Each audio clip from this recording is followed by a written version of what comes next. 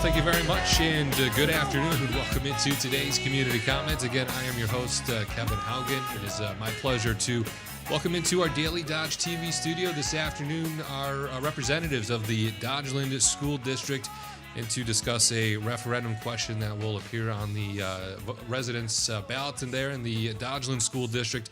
With me in studio today are the District Administrator, Jessica Johnson. Jessica, thank you so much for coming in today. Thanks so much for having us today. As also joining us here today is the Middle and High School Principal, Dom Gisha. Dom, thank you so much for coming in today. Hopefully I pronounced that. You got it. Okay. You got it. Thank you. I was nervous about that one. That one caught me off guard, but it sounded like I did okay. You got it. All you right, got it. Fantastic. Well, I want to thank again our guests here with the Dodgeland School District for coming into our studio today to discuss an important topic that will be is just a few weeks away, a part of the spring ballot, the operational referendum question. We have had other school districts in the area come in to discuss their operational referendum questions. It's not an uncommon topic of conversation here.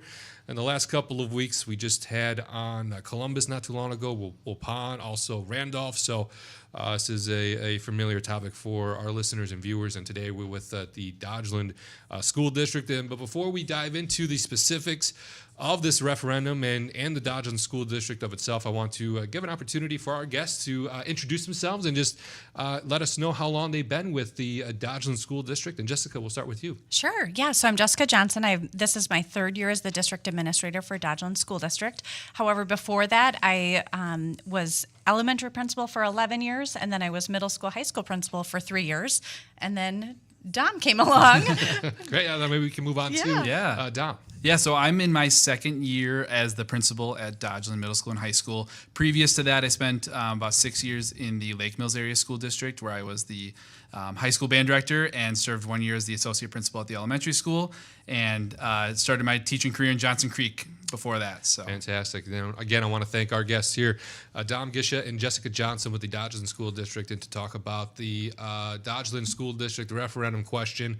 And again, before we dive into the specifics there, maybe this is a good opportunity to highlight the district in and of itself, and what is the district comprised of? What do you the grades you serve? And Jessica, we'll start with you. Yeah, so Dodgeland's really unique. We are all in one building for K through 12th grade. Actually, we even have 3K as well, a tuition-based 3K program, because we saw childcare as a need in our area.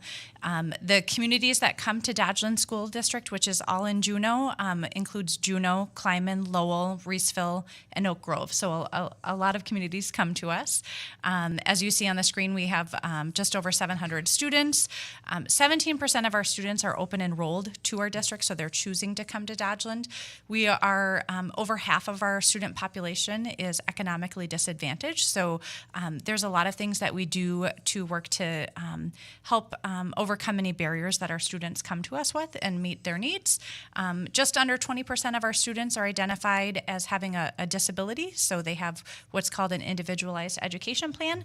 And then we are increasing in our number of students who come to us where English is not their first language. So just over 6% of our students are multilingual learners. And so we do other things to meet their needs as well. Yeah, it's such an important note, Jessica, you made, that the school district really does comprise up a good portion of Dodge County, and I always assume that's why it got its name, Dodgeland School District, is because of just the amount of area. It's not just the Juneau city area. There's so many communities that make up that Dodgeland School District. Correct. And I wasn't here when Dodgeland became Dodgeland, but Juneau is the county seat. Yep. So I believe that's also where the name comes from. Very appropriate. Very appropriate. And looking at as well as some of just the successes that the district has seen as well. Dom, maybe you can touch a little bit about this as well.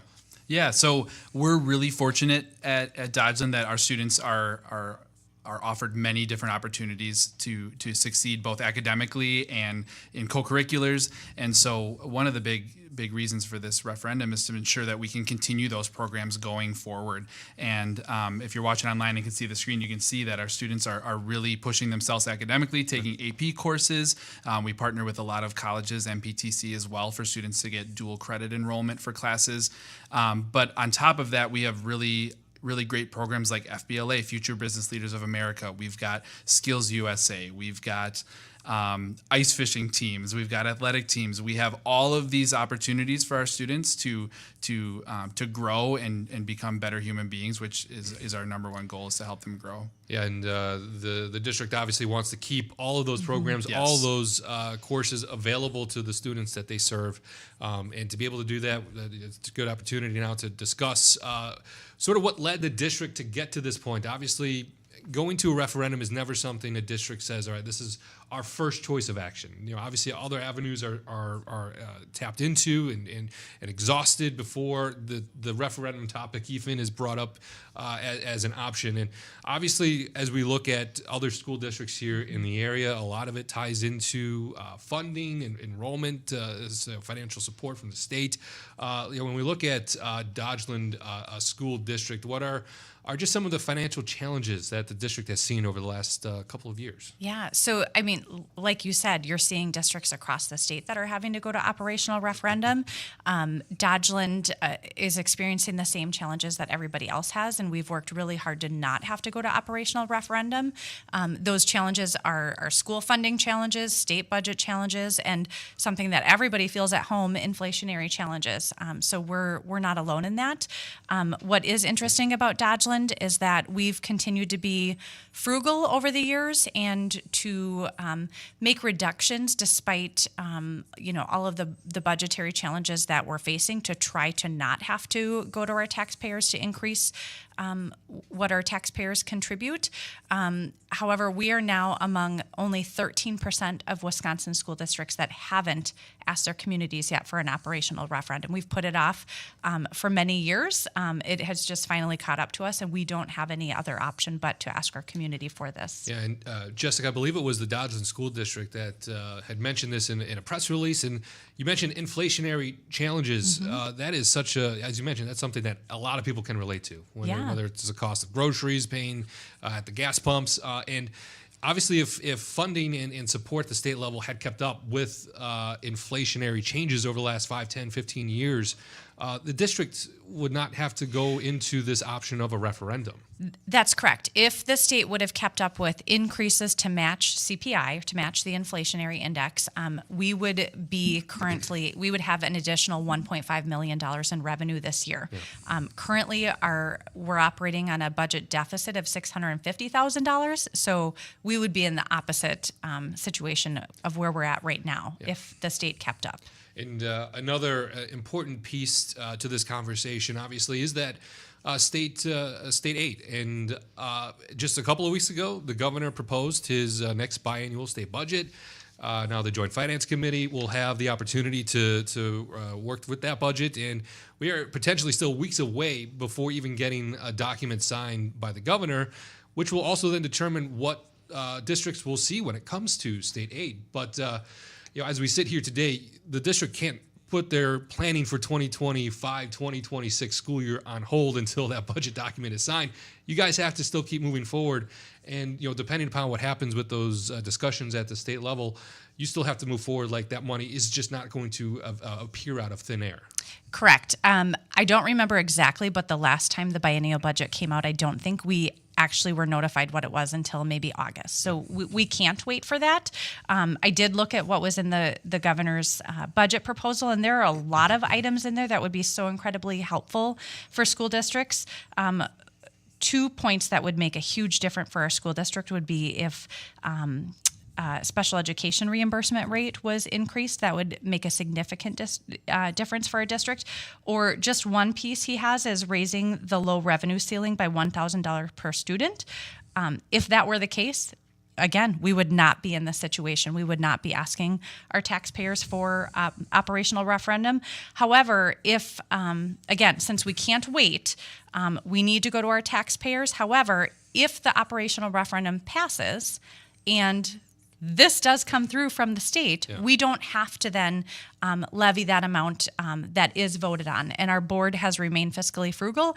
And if the state budget changes, we would not increase our taxes for our community if we don't have to. Yeah, essentially, maybe this is a good opportunity to look at the wording of the referendum. Essentially, that's why the word allows is in there. It's not saying we will. It's if it comes to pass and we need to do this, we are being allowed by the district and the residents that voted for this to exceed our revenue limits by this dollar amount. And Jessica, maybe if you want to sort of give an overview of what the district is looking to borrow and over how many course of the years that this referendum will be in place for. Yeah, so just to clarify, this isn't to borrow. This is to be able to exceed the state revenue limit, which was set in 1993 based on what districts were spending in 1993. And our district was very frugal then, as many other districts were. So this is allowing us to be able to exceed that state capped revenue limit by $1.4 million each year for 5 years.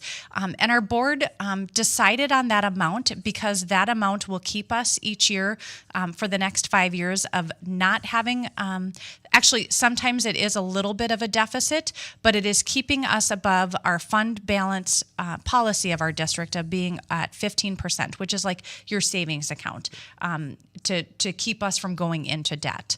So that's why the board determined that amount for the 5 years for our non-recurring referendum. Yeah, so it's, again, a non-recurring referendum that will exceed the revenue limits by $1.4 million for 5 years starting next school year. Correct. If that would go into place.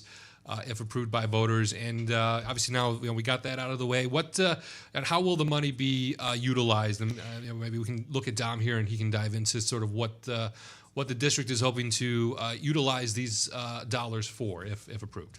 Yeah, so kind of piggybacking on what I talked about before is, all of the great offerings that we have for our student is first and foremost maintaining a lot of those, but also is retaining the staff that we have. We have really fantastic staff in Dodgeland, and we want to keep them around. And so to do that, we need that extra funding to be able to keep that going. That also allows us to keep class sizes at a manageable number. That in turn helps our students with the way they learn in classrooms and just makes things just so much better all around.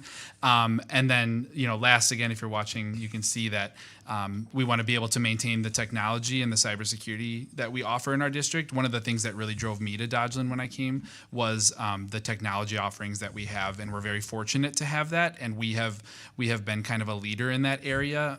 Our director of technology, Brad Modaf, does a really fantastic job of getting our teachers and our students set up to learn in the 21st century here, and so we want to be able to maintain those things moving forward.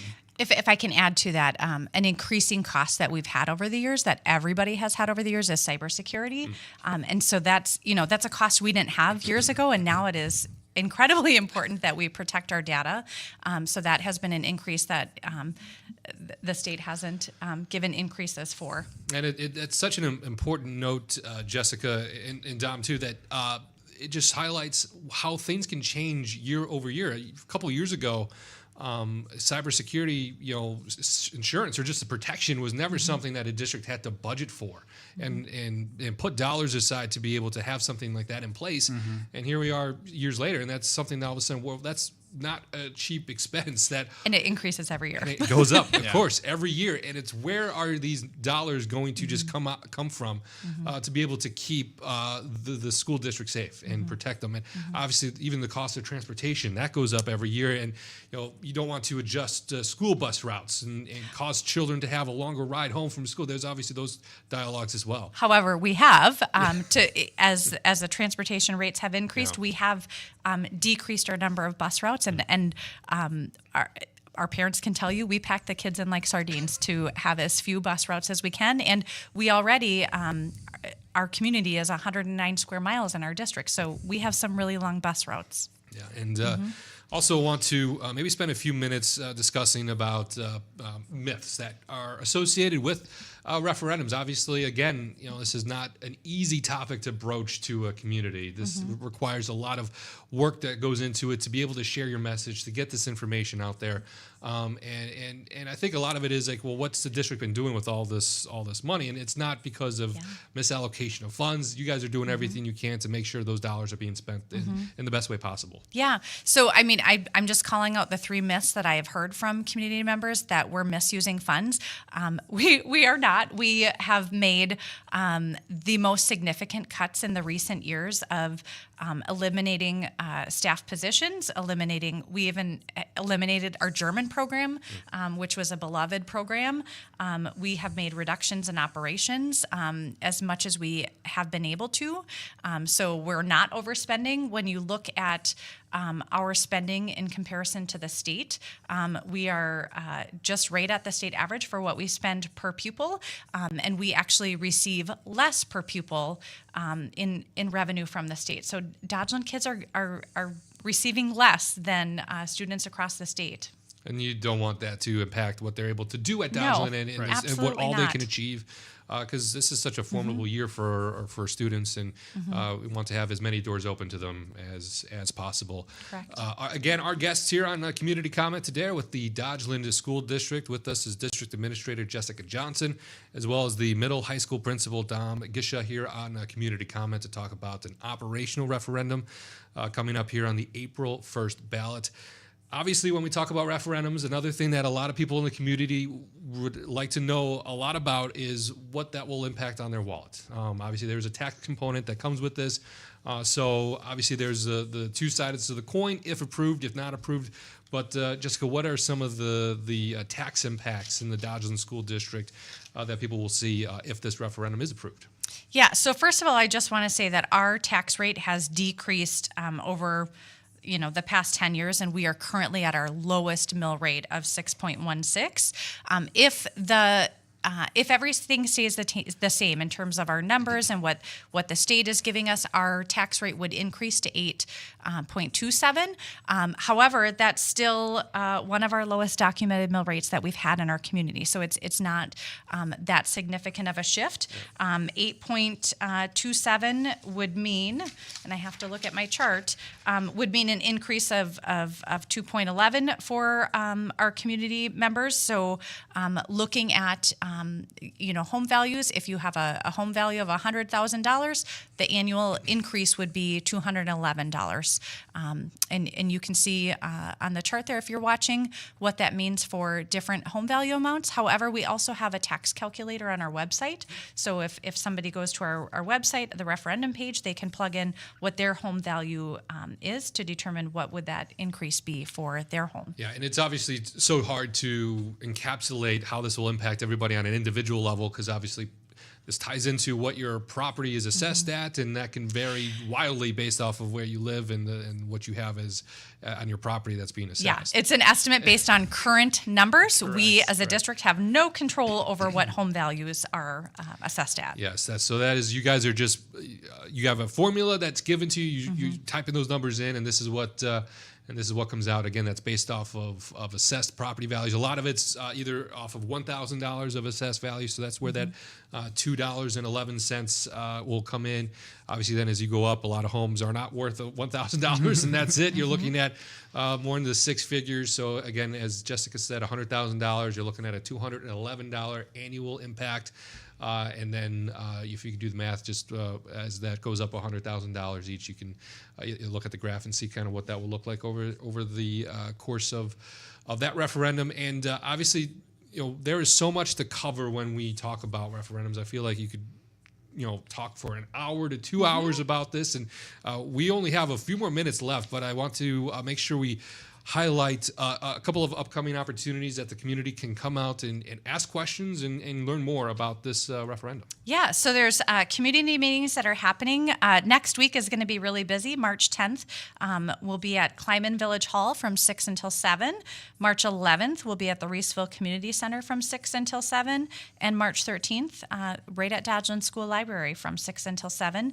And in addition, if you check out our referendum page on our website, there's a lot of other informal opportunities opportunities. There'll be a couple of virtual drop-in Q&As. I have a lunchtime and I have an evening time, and then we'll eventually post this virtually online as well if somebody is not able to attend an actual meeting. Fantastic. So plenty of opportunities to show up and learn more. And for all the school districts that we have had the chance to talk to yet, the biggest thing that they've always said is be a part of this process. Obviously, you want to know what the community is thinking. This is their opportunity to provide that feedback. Show up and vote. Let them know what you're wanting to be done here. Being a part of this process here over the next couple of weeks, I'm sure is an important thing to you, Jessica. You want people to show up and ask questions and learn more, so they go to the polls informed. Absolutely. Yeah. Feel free to contact me. My phone number and email is on the website. I look forward to any questions that people have. Fantastic. I might put you on the spot here. Do you have the website name ready or is it?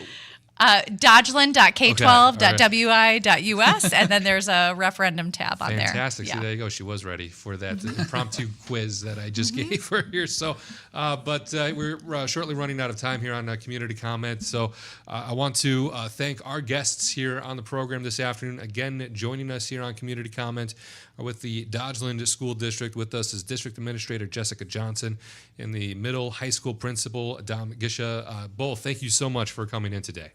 Yeah, thanks for having us. Yeah, thank you. And that will do it for today's community comment.